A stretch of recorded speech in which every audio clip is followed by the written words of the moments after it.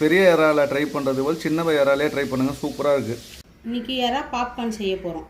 மைதா, மிளகாய் தூள் கொஞ்சோண்டு, அதுக்கு மிளகாத்தூள் கொஞ்சோண்டு, அதுக்கு தேவையான உப்பு.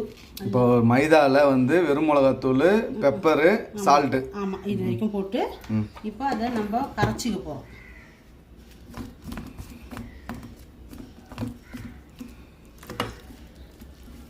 இது பண்ணிக்கோங்க. ரொம்ப தண்ணியாகவும் இருக்கக்கூடாது, ரொம்ப திக்காகவும் இருக்கக்கூடாது, இந்த அளவுக்கு இருக்கணும். இப்போ வந்து அதில் இறாவை போட்டுக்க போகிறோம். நம்ம இதை நல்லா இப்படி மேரினேட் பண்ணி கொஞ்ச நேரம் ஒரு 5 நிமிஷம் ஃப்ரிட்ஜில் வச்சா போதும். இறா வந்து ரொம்ப ஊறணும்னு அவசியம் இல்லை, சீக்கிரம் இதுவாகிடும். முட்டை கலந்து போகிறோம். அதுக்கு கொஞ்சோண்டு மிளகுத்தூள், கொஞ்சோண்டு உப்பு, கொஞ்சம் மிளகுத்தூள், கொஞ்சோண்டு உப்பு போட்டுட்டு கொஞ்சம் பால் ஊற்றிக்கலாம். கொஞ்சம் பால், ஒரு முட்டை. நான் கொஞ்சம் இறா தானே எடுத்துருக்கேன், அதுக்கு ஒரு முட்டை போதும். அப்போ அதை வந்து நல்லா இப்படி பால் எதுக்கு ஊற்றுறோன்னா நல்லா சாஃப்டாக இருக்கும்.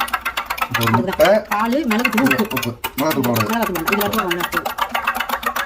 இப்போ இது வந்து நம்ம ஏதாவது அந்த பைண்டிங்லேருந்து எடுத்து இதில் பரட்ட போகிறோம். அதுக்கு கொஞ்சம் மிளகுத்தூள், கொஞ்சம் மிளகாத்தூள், ஆமாம், கொஞ்சம் உப்பு. இப்போ ஃப்ரிட்ஜில் வந்து நம்ம எடுத்துட்டோம். இப்போ இது என்ன பண்ண போகிறோம், ஒன்று ஒன்றா அதை இப்படி பரட்ட போகிறோம். பரட்டிட்டு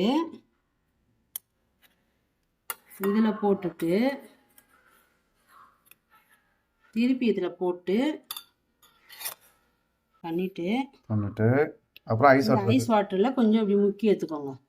முக்கி எடுத்துட்டு திருப்பி போட்டு நல்லா இது பண்ணி இந்த ஜல்லடையில் போட்டு வச்சுக்கோங்க. எல்லாத்தையும் ஒன்று ஒன்றா பண்ணி இப்போது தட்டி வச்ச இறாவை நம்ம இதில் போட போகிறோம்.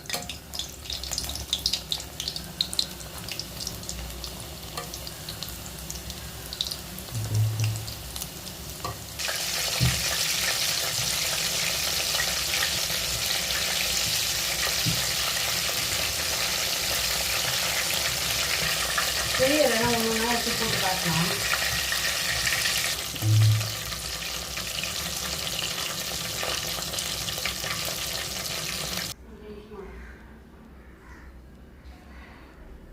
பெரிய இறால ட்ரை பண்ணுறது போல் சின்ன இறாலே ட்ரை பண்ணுங்கள், சூப்பராக இருக்குது.